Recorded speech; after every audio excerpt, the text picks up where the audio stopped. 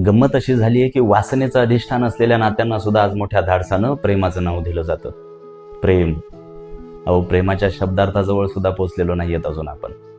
प्रेमातली सर्वात पहिली रिक्वायरमेंट काय माहितीये? समर्पण. आणि समर्पण काय असतं हे जगद्गुरु तुकोबारायांनी दाखवून दिलंय.